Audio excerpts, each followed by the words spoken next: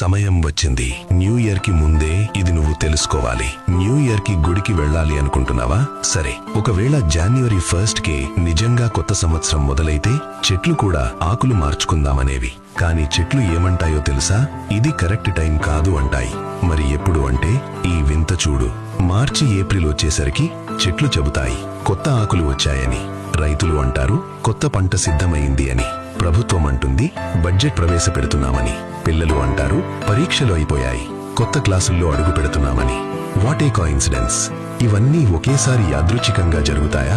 అంటే ఇదే ప్రకృతికి కొత్త సంవత్సరం, అసలైన న్యూ ఇయర్. అందుకే మన పూర్వీకులు చెప్పారు, ఎక్కడ జీవితం మారుతుందో అదే నిజమైన కొత్త సంవత్సరం. అదే హిందూ నూతన సంవత్సరం. మనకు ఉగాది. మనం జరుపుకునేదే అసలైన న్యూ ఇయర్. మీకు ఇప్పటికైనా అర్థమైందా? చూసి వదిలేస్తావా? లేక అందరికీ తెలిసేలా షేర్ చేస్తావా?